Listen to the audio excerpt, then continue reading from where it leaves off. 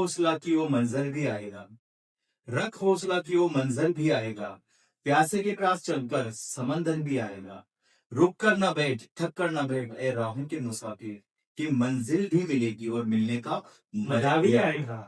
तो दोस्तों, मैं डॉक्टर पुरुषोत्तम धाकड़ और सबके परिचित, चिर परिचित श्री के सर, कांति कुमार सिंघल सर, जो कि जूलॉजी से हैं, जूलॉजी की फैकल्टी हैं, और मैं बॉटनी की फैकल्टी हूँ। तो हम आकाश कोचिंग इंस्टीट्यूट गंगापुर सिटी से आपके लिए, बच्चों आपके लिए, ये जो बचे हुए 10 दिन हैं, पीक टाइम जिसे हम बोल सकते हैं, नीट के लिए क्रूशियल टाइम, इसमें कुछ बायोलॉजी के टिप्स आपको देने आए हैं कि किस तरीके से आप इन 10 दिनों में, इन बचे हुए दिनों में बहुत अच्छी तरीके से बायो को प्रिपेयर करके, और जैसा कि आप जानते हैं कि बायो सबसे बड़ा स्कोरिंग सब्जेक्ट है, सबसे आसान स्कोरिंग सब्जेक्ट है, तो किस तरीके से आप आसानी से इन 10 दिनों में इस बायो को प्रिपेयर करके और मैक्सिमम अपने जो नंबर हैं उनको अचीव कर सकते हैं। मैंने सही कहा सर? बिल्कुल।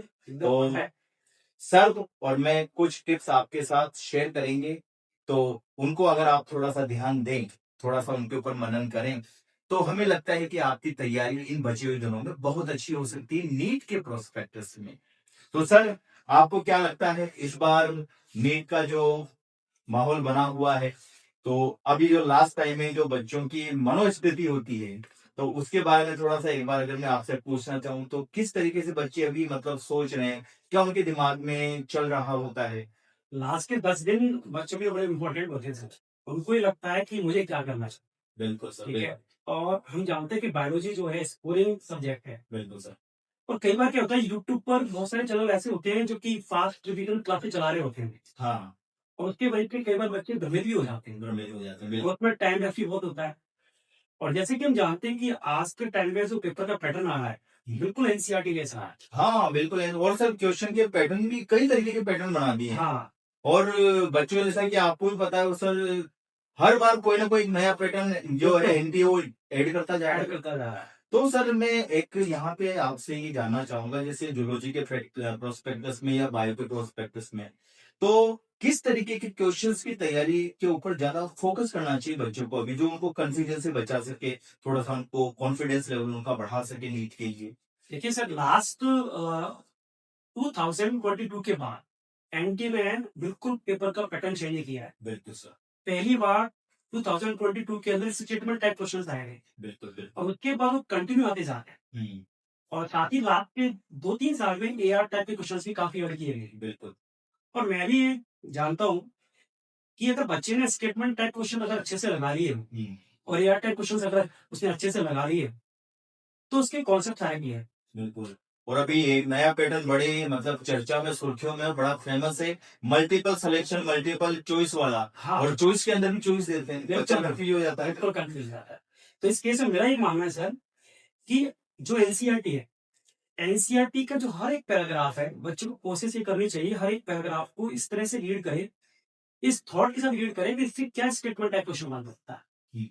ठीक है, अगर वो इस तरह से पढ़ेगा ना, तो आई थिंक कोई क्वेश्चन गलत नहीं होगा। नहीं होगा। एक्चुअली बच्चे क्या करते हैं, जनरली क्वेश्चंस को या एक रीड आउट कर रहे हैं या पैराग्राफ को रीड आउट कर रहे हैं, रीड आउट करके जब क्वेश्चन को सॉल्व करते हैं तो क्वेश्चन सॉल्व हो नहीं पाता है। हो नहीं पाता। ठीक है, तो क्वेश्चन को अगर सॉल्व करना है तो आपको जो पैराग्राफ है एनसीईआरटी को, उसको बिल्कुल तरीके से पढ़ना है, और ये सोच के पढ़ना है कि इससे क्या क्वेश्चन बन सकता है। और ये प्रैक्टिस आती है, ये चीज आपको तब आती है जब क्वेश्चन की प्रैक्टिस कर रहे हैं। प्रैक्टिस होती है।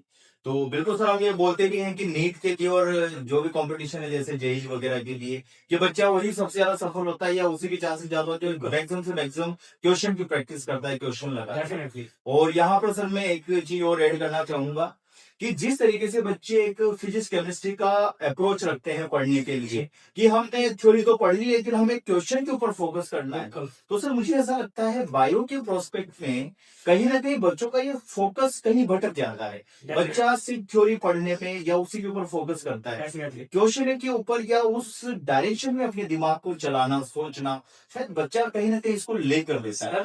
एक्चुअल में क्या है, जब तक आप क्वेश्चन की प्रैक्टिस नहीं करो, तब तक आपको एनसीईआरटी के जो टॉपिक्स हैं, पैराग्राफ, उसकी इंपॉर्टेंस समझ में नहीं है।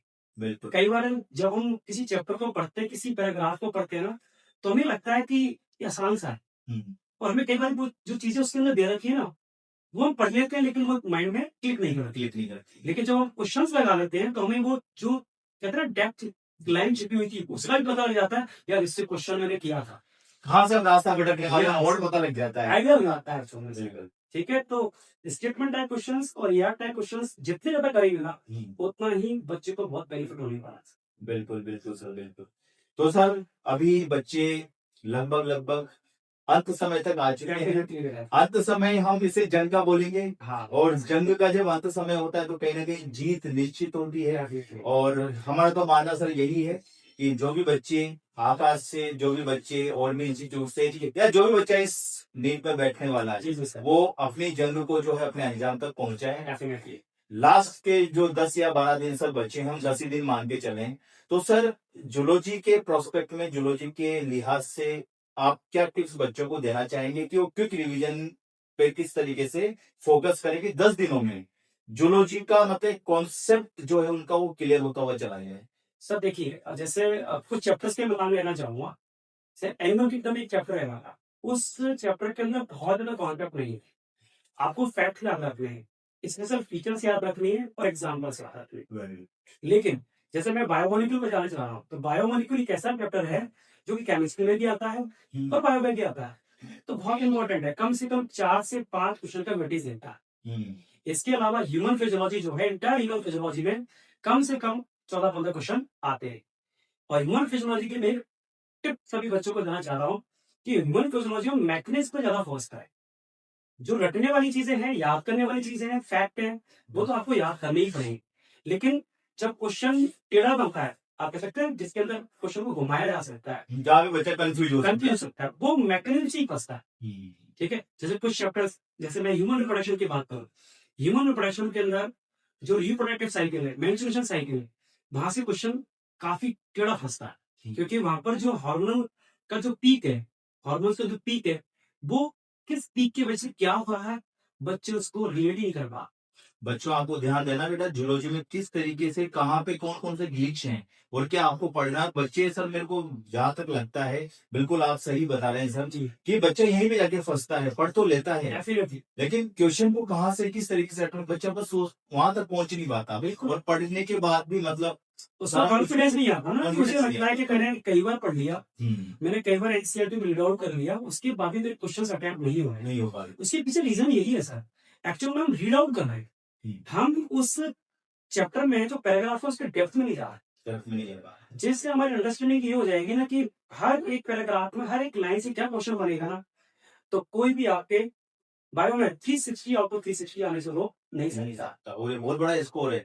फिजिक्स केमिस्ट्री दो सब्जेक्ट मिलके जितना बेटा आपको स्कोर देते हैं, उतना स्कोर सर हमारी बायो सबसे अच्छी बात ये सर, ये बात है नागर सर, कि एक इकलौती सब्जेक्ट है बायोलॉजी जिसमें जिसके सारे क्वेश्चंस एनसीईआरटी से आते हैं। एनसीईआरटी से आते हैं। ठीक और है, इसीलिए शायद कहीं बोलते हैं, कहीं ना कहीं बोला जाता है कि नीट के लिए जो बायो है स्पेशली, कि जो एनसीईआरटी है वो भागवत है, वो हमारी गीता है बिल्कुल बच्चों के लिए। बिल्कुल सही बात है, क्योंकि सारे क्वेश्चन वहीं से आने। वहीं से आते पर हैं। बच्चों इस बार थोड़ा सा ये चीज और ध्यान रखना कि केवल एनसीईआरटी की थ्योरी नहीं पढ़नी, उसके साथ साथ जो डायग्राम्स है, उन डायग्राम्स की इनेबलिंग आपको परफेक्ट ज्ञान होनी चाहिए, बिल्कुल क्योंकि कई बार डायग्राम बेस्ड क्वेश्चन भी आ सकते हैं। आते हैं, बिल्कुल आते हैं। कई बार हम क्लास में जो डायग्राम बनाते हैं, हम्म, वो हम सिंपल बनाते हैं, सिंपलीफाई करके बनाते हैं, जिससे आपको आसानी समझ में आता है। ऐसे नहीं सुनिए। लेकिन जो नीट में जो क्वेश्चन आएगा, वो तो एनसीईआरटी डायग्राम है, NCERT से है। तो आपको वो डायग्राम मेमोराइज होना चाहिए। बिल्कुल। है, इसके अलावा सर मुझे लगता है कि आजकल लास्ट ईयर भी एक क्वेश्चन आया था, जो चैप्टर स्टार्ट होता है उससे पहले साइंटिस्ट का, ठीक है, एक ब्रीफ इंट्रोडक्शन लिखा होता है। बिल्कुल आजकल वहां से भी क्वेश्चन आने लगे, क्वेश्चन आने लगे। तो बच्चों आपको वो टॉपिक भी मिस नहीं करना। मतलब कि जो चैप्टर का इंट्रोडक्शन है और जो चैप्टर का समरी है, बिल्कुल, वो भी आपको एक बार क्लियर करके जाना है, क्योंकि क्वेश्चन वहां से पुटअप हो रहे हैं। डेफिनेट, और इसमें सर मैं जैसे एक एग्जांपल और रेडी करना चाहूँ, जैसे बच्चे जानते हैं बॉटनी में हमारे C4 साइकिल की हम बात करते हैं, डेफिनेट, तो C4 साइकिल के अंदर लगभग लगभग सभी जगह सर यही होता है कि बहुत डिटेल में उसको पढ़ाया जाता है। सारे जो एंजाइम्स वगैरह हैं, सारे जो सबस्ट्रेट वगैरह हैं, उनके नाम वहां पर लिखे जाते हैं। जी लेकिन और वो डायग्राम से बिल्कुल अलग हो जाता है कहीं ना कहीं एनसीईआरटी के डायग्राम से।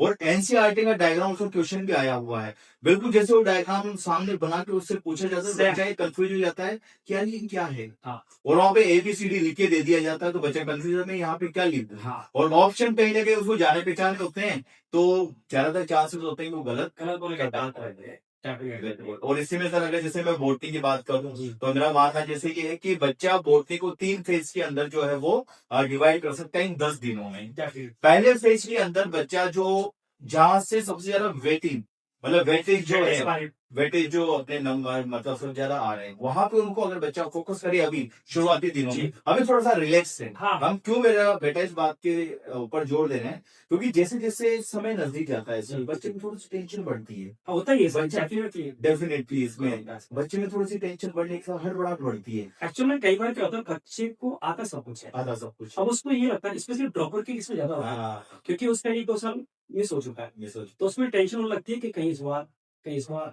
ऐसा ना हो जाए आ रह जाए। ठीक है तो मेरा ही मानना है सर पर्सनली ठीक है बच्चों देखो आपको सब आता है ठीक है बस उसको समराइज करना समराइज करना है और उसको। अपने अंदर कॉन्फिडेंस रखना हम्म, ठीक है और ज्यादा इधर उधर की चीजों पे ध्यान ना दे जो आपने पूरे साल पढ़ा है उसी पर प्रॉपर फोकस करें ठीक है मुझे नहीं लगता कि कुछ एक्स्ट्रा पढ़ने की जरूरत है इसमें जो जो पाया आपने बिल्कुल सर जो आपने किया है बच्चों से मैं यही कहना चाहूंगा मैं, क्योंकि जो आपने किया है उसको और अधिक मजबूत करें, क्योंकि नया पढ़ने में एक तो कंफ्यूजन बढ़ेगा, उसको आप 100% कर नहीं पाएंगे और उसे टेंशन और बढ़ती हुई चली जाएगी। तो अभी शुरुआत में जैसे अभी मैं सर जैसे बोर्डिंग की बात कर रहा था, तो बोर्डिंग में बच्चे जो कॉन्सेप्चुअल है प्लस जहां से सबसे ज्यादा वेटेज है, जैसे हम बात कर सकते हैं जेनेटिक्स का, मॉलिक्यूलर बेसिस ऑफ इनहेरिटेंस, काफी अच्छे क्वेश्चन फ्लावरिंग प्लांट्स में जो सेक्सुअल रिप्रोडक्शन हम पढ़ते हैं, और उसके साथ साथ इकोलॉजी सर 3 नंबर देके जाता है, बहुत ज्यादा वेटेज है सर। सीधे फैक्ट से क्वेश्चन आते Fact से हैं question बहुत आते हैं। ज्यादा मैथ्यू जाते हैं डेप्थ में जाते हैं। सीधे क्वेश्चन तो अगर इनको बच्चा करे तो ये बहुत ज्यादा वेटेज है, और बच्चा अभी इनको रिलैक्स माइंड से पढ़ेगा तो उसको याद रहेगा। डेफिनेटली और उसी में बच्चा आप सेकंड फेज में बचे हुए 5 दिन में लास्ट में अगर बच्चे चाहे तो इसको फिर 11th क्लास का जो पोर्शन है उस पोर्शन के ऊपर जा सकता है, जहां पर कॉन्सेप्चुअल क्वेश्चन बनते हैं, जैसे हम रेस्पिरेशन की बात कर सकते वही हैं, फिजियोलॉजी से फिजियोलॉजी से फोटोसिंथेसिस की बात कर सकते हैं, प्लांट ग्रोथ एंड डेवलपमेंट की बात कर सकते हैं। तो सर इसी तरीके से अगर जैसे हम बात करें तो जूलॉजी में भी हम ऐसा कोई पार्टीशन कर सकते हैं हाँ बच्चे को। बिल्कुल देखिए सर 12th क्लास के अंदर नंबर चैप्टर कम है लेकिन वेटेज काफी ज्यादा वेटेज आप देखिए लास्ट 2-3 साल पे एनडीए जो है नीट जो है बायोटेक को बहुत फोकस है सर बायोटेक बहुत बड़े चैप्टर नहीं है ठीक है as compare to human reproduction से कंपेयर करो तो उसकी थ्योरी दोनों चैप्टर में मिलाकर के बराबर होती है लेकिन 2 चैप्टर बायोटेक के 8 to 9 क्वेश्चन दे रहे हैं सर बहुत ज्यादा वेटेज है आई थिंक मेरे हिसाब से ओवरऑल अगर पूरी बायोलॉजी को मैं अगर देख लूं तो सबसे ज्यादा वेटेज अगर किसी चैप्टर का है तो है बायोटेक इसके अलावा ह्यूमन रिप्रोडक्शन और रिप्रोडक्टिव है 2 चैप्टर से कम 5 से 7 क्वेश्चन देते हैं तो बच्चों आप मतलब लिख लीजिए इन चीजों को, ये आपके लिए मतलब एक औषधि का काम करेगा लास्ट में, कि हमें बिल्कुल कंसाइसली क्या क्या चीज बिल्कुल सेलेक्टिव मैटर क्या करना है जिससे हम नंबर को गेन कर सके। सर एक चीज और बताता हूँ जिससे 100% क्वेश्चन आ रही है हम्म, बायोटेक के अंदर पहला चैप्टर है प्रिंसिपल ठीक है प्रिंसिपल वाला जो चैप्टर है उसके अंदर इंसर्शनल एक्टिवेशन टेक्निक दे रखी है और लास्ट कई सालों से वहां से हर साल क्वेश्चन आ रहा है क्वेश्चन आपके हर साल क्वेश्चन आ रहा है बिल्कुल। ठीक है तो कुछ ऐसे क्वेश्चन हैं जो हमेशा आई हुए हैं ठीक है और वो फैक्टफुल है और कॉन्सेप्चुअल है क्योंकि एनसीईआरटी में बस फैक्ट लिखा हुआ है उसी अगर डेप्थ अगर आपको नहीं आती है तो वो क्वेश्चन 100% आप गलत करके आएंगे आएंगे। तो बेटा इसके लिए सबसे अच्छा ये भी कि आपने सारे बच्चे जो हम यही मान के चलते हैं कि जो भी बच्चा नीट की तैयारी कर रहा है उसे सब पता है जी और वो बिल्कुल सिंसियर बच्चा है। बिल्कुल। तो जो PYQs हैं प्रीवियस ईयर के क्वेश्चन सब बच्चों ने लगा रखे हैं, हाँ तो बच्चों आपको पैटर्न्स पता है कहाँ से कौन से क्वेश्चन रेगुलरली आ रहे हैं, कौन सा वेटेज ज्यादा है, तो थोड़ा सा इस पे आप ध्यान रखते चले। और जैसा कि सर मैं बोर्ड में बता रहा था तो 2 फेज की जैसे बेटा मैंने बात करी, तो लास्ट में जो थर्ड फेज अपना जो रह रहा है, जी थर्ड फेज में आप जा सकते हैं ऐसे चैप्टर्स के ऊपर जिनको आपको थोड़ा सा जैसे हमारी भाषा में बोलते रटना है। हाँ या फिर जैसे एग्जाम्पल है एनाटॉमी है, सैन उसके अलावा जैसे मॉर्फोलॉजी है, बिल्कुल तो इनके और बायोलॉजिकल क्लासिफिकेशन, इनके आपको बेटा एग्जाम्पल याद रखनी है। सर कोई एनिमल का एकदम जैसा हाल है एनिमल की एनिमल किंगडम में आपको याद ही करना है, याद ही करनी, ठीक है? आपको उनके ये फीचर याद रखने हैं, हाँ। तो याद रखनी है, याद रखना। डायरेक्ट क्वेश्चंस आते हैं। और कहीं ना कहीं सर मुझे ऐसा लगता है हम कितने भी सिंसियर हो, बच्चे भी हमारे जैसे ही हैं सर, हम भी बच्चे रहेंगे। और कैसे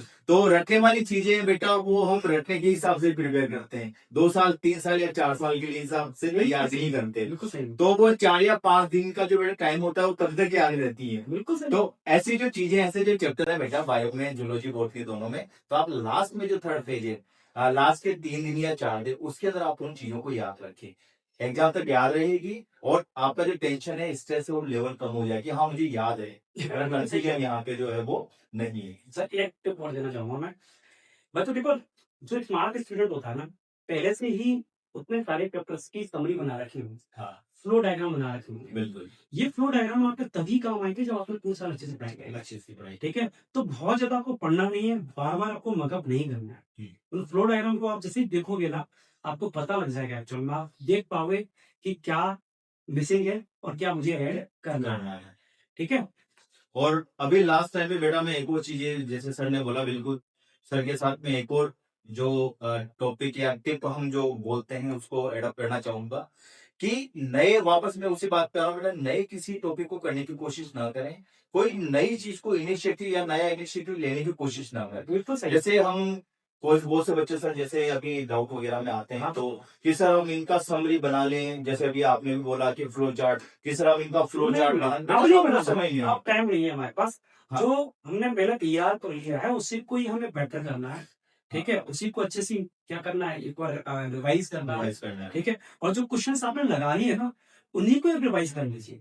आपने स्टार लगा रखे होंगे, कुछ क्वेश्चंस पर आपको दिक्कत आई थी, उन्हीं को अगेन आप रिवाइज कर लें।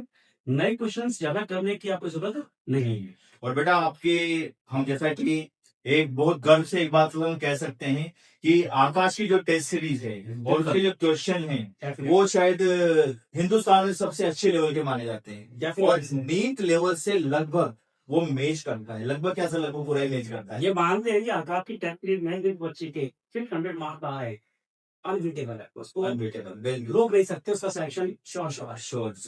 तो बेटा हम यही कहना चाहेंगे कि आपने अभी तक जो टेस्ट सीरीज को कंप्लीट किया है, जो टेस्ट सीरीज में मेहनत की है, वो सारे पेपर्स आपके पास हैं। उन पेपर्स को लास्ट में एक बार जब आप जो भी चैप्टर तैयार करें, उन पेपर्स को खोलिए, उस चैप्टर में कौन सा क्वेश्चन आपसे नहीं बना, क्यों नहीं बना, किस, क्या उसका रीजन रहा, ये आप थोड़ा सा उसका अब लास्ट में एनालिसिस करके और उस हिसाब से अपनी पढ़ाई को जो है आपको मूर्त रूप या जो लास्ट में फिनिशिंग टच हम जो कहते हैं वो आप दे सकते हैं। उसके अलावा सर एक चीज में और यहाँ पर बच्चों के लिए आपसे रिक्वेस्ट करूंगा, आप बताएं कि किस किस तरीके के बच्चे जो है वो एग्जाम में मिस्टेक करते हैं।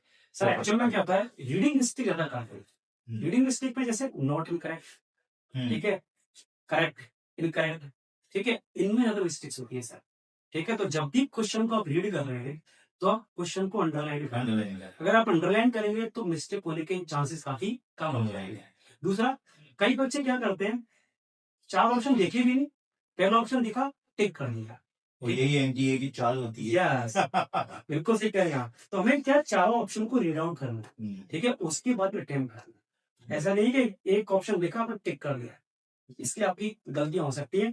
और एक क्वेश्चन की अगर गलती हो गई तो आप जानते हैं कितना कंपटीशन है इसका। बेटा अपना लेके जाएगा, साथ में एक और लेके जाएगा, और एक एक नंबर के ऊपर सिलेक्शन रुके हुए, बिल्कुल सही। क्योंकि 720 out of 720, not a single हाँ, student perfect score, perfect score जिसे, और मल्टीपल स्टूडेंट जो इसको स्कोर कर रहे हैं। तो कहीं ना कहीं बेटा थोड़ा सा ये जो परफेक्शन हमें लाना पड़ेगा।